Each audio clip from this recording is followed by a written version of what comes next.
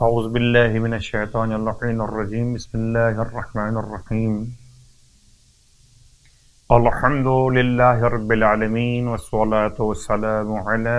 اشرف الانبیاء والمرسلین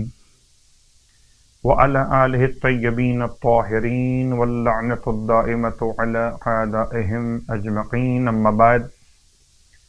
ماہ مبارک شعبان المعظم، اس کے فضائل، اس کے اعمال کا مسلسل بیان آپ کی خدمت مقدس میں، اور یقیناً اللہ کے حبیب صلی اللہ علیہ وآلہ وسلم نے اس مہینے کو اپنی ذات مقدس سے منسوب کر کے اس کی اہمیت کو سمجھا دیا ہے۔ بس جس کی نگاہوں میں اہمیت ختمی مرتبت، اتنا ہی اس ماہ مبارک شعبان کی اہمیت یقیناً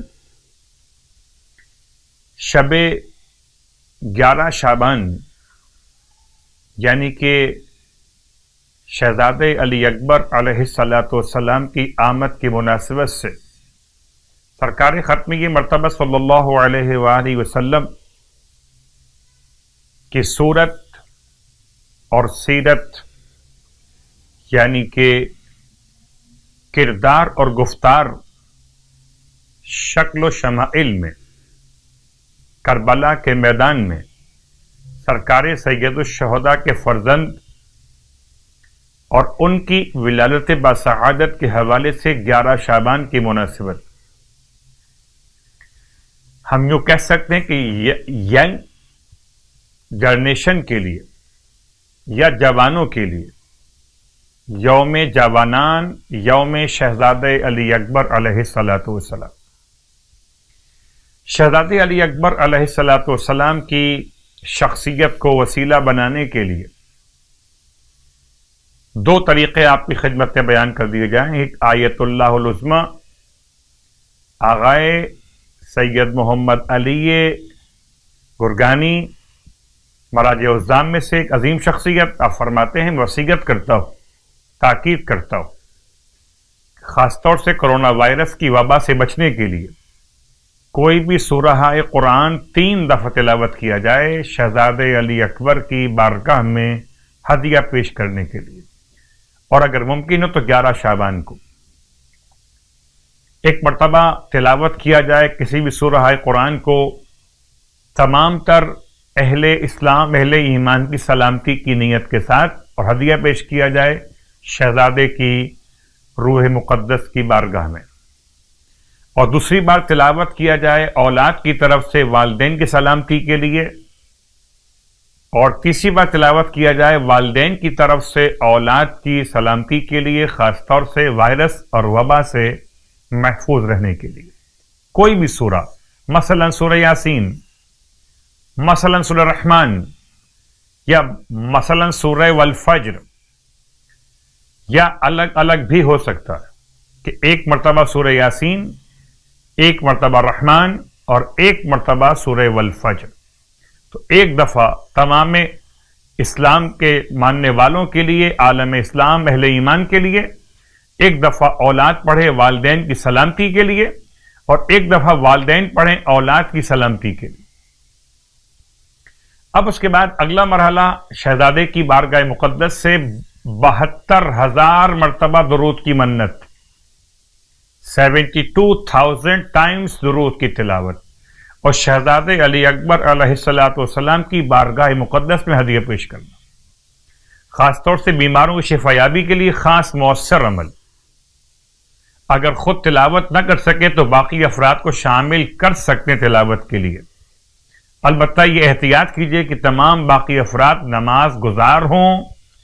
اور تاکید کے ساتھ 72,000 کے فیگر کو مکمل کریں، مکمل درود کی تلاوت کے ساتھ۔ اب آئیے ماہ شعبان کی 11ویں شب کی نماز اور اس کا ثواب۔ سرکار ختمی مرتبہ صلی اللہ علیہ وآلہ وسلم ارشاد فرماتے ہیں 11ویں شب کی نماز کو بیان کرتے ہوئے کہ اگر کوئی انسان 11ویں شب ماہ شعبان میں نماز انجام دے 8 رکعت نماز کہ ہر رکعت میں الحمد 1 مرتبہ تلاوت کیا جائے اور سورہ کافرون 10 مرتبہ پڑھا جائے.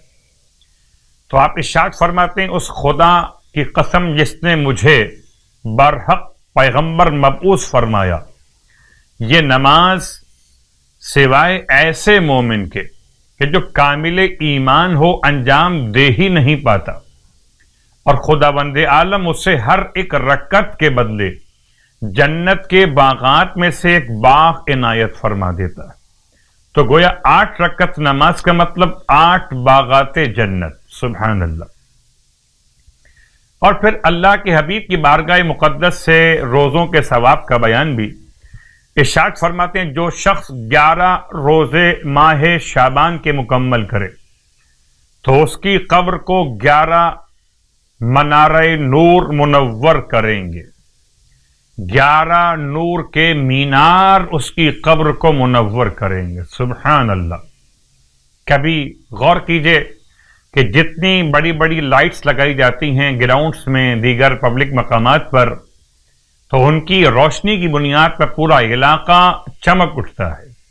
قبر کا انداز کیجیے اور 11 مینار نور کی روشنی.